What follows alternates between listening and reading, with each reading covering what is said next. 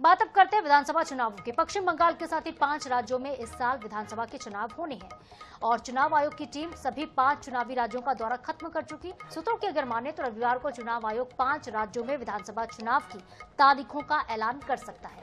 आज शाम 4 बजे चुनाव आयोग प्रेस कॉन्फ्रेंस करेगा। मुख्य चुनाव आयुक्त ज्ञानेश कुमार के नेतृत्व में चुनाव आयोग की टीम ने सभी राज्यों में पहुंचकर चुनाव की तैयारियों का जायजा ले लिया है। सबसे पहले आयोग की टीम असम गई थी और सबसे आखिरी में पश्चिम बंगाल पहुंची।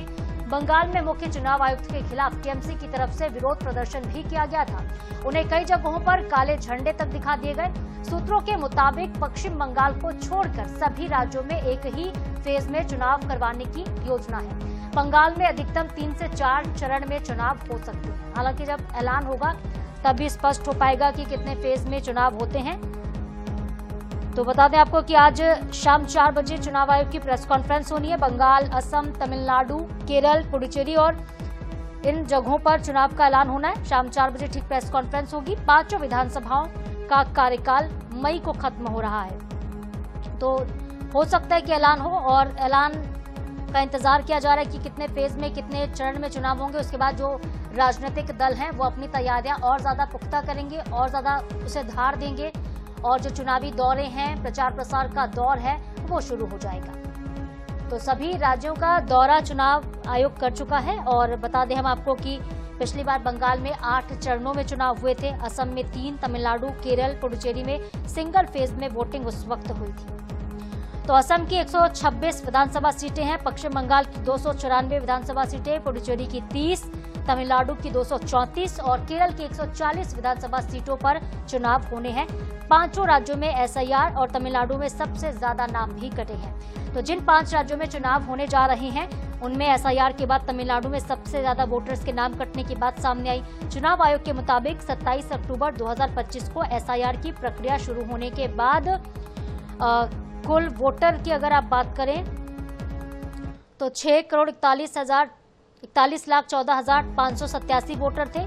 4 महीने चली एसआईआर की प्रक्रिया के बाद 74,07,207 लोगों के नाम हटा दिए गए और राज्य में अब 5,67,07,380 मतदाता पंजीकृत हैं। पश्चिम बंगाल दूसरे नंबर पर रहा जहां पे एसआईआर हुआ, वहां पे करीब 58 लाख लोगों के नाम कटने की बात सामने आई। केरल में 8 लाख, असम में 2 लाख, पुडुचेरी में सबसे कम 77,000 लोगों के नाम एसआईआर की प्रक्रिया के बाद मतदाता सूची से हटाए गए और एसआईआर के बाद अब इन राज्यों में चुनाव होने हैं।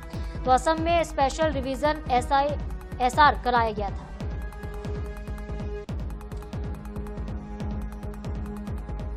देखिए, पश्चिम बंगाल की अगर आप बात करें तो 5 राज्यों में कई चुनौतियां भी हैं। मौजूदा स्थिति किस तरह की ये भी हम आपको बता देते हैं। पश्चिम बंगाल में 14 साल से सीएम ममता के सामने बीजेपी मुख्य चुनौती है और 2026 के चुनाव में टीएमसी अगर जीतती है तो ममता बनर्जी लगातार 4थी बार मुख्यमंत्री बनेंगी।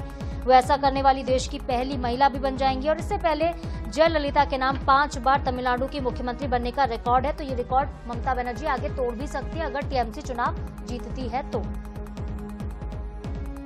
हालांकि देखिए, वो 1991 से लेकर 2016 तक अलग अलग कार्यकाल में मुख्यमंत्री पद पर रही थी, लगातार नहीं रही है। तो तमिलनाडु की बात करते हैं तो तमिलनाडु इकलौता ऐसा राज्य है जहां पे पिछले 60 साल से बीजेपी या फिर कांग्रेस की सरकार नहीं बनी है। और चलिए ज्यादा अपडेट के साथ इस खबर पर दिल्ली से संवाददाता स्पर्श शर्मा हमारे साथ सीधे लाइव जुड़ रहे हैं। स्पर्श, चुनाव आयोग की प्रेस कॉन्फ्रेंस होनी है, क्या माना जाए कि चुनाव की तारीखों का ऐलान आज हो जाएगा?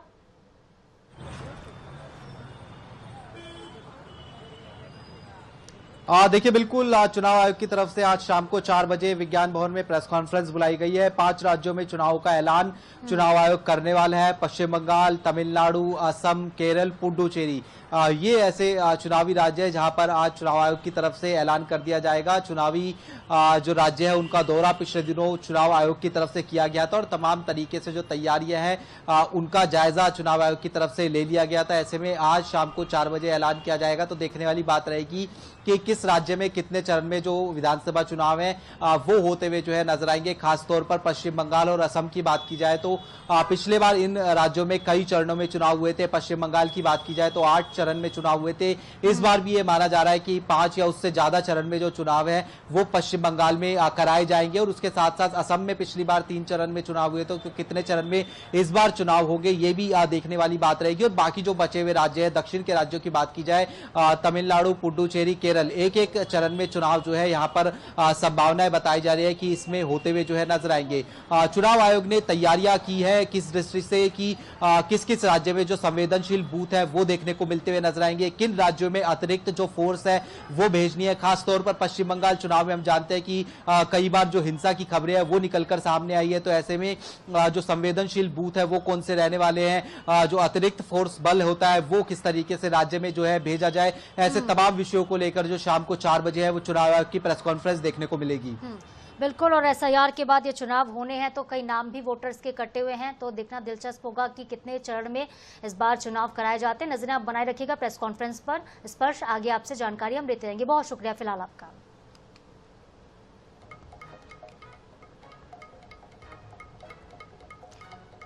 तो आज 5 राज्यों में चुनाव का ऐलान किया जाएगा। चुनाव आयोग ने सभी 5 राज्यों का दौरा अपना पूरा कर लिया है और हम आपको जानकारी देखिए दे रहे थे कि किस तरह से इस बार के चुनाव होने हैं।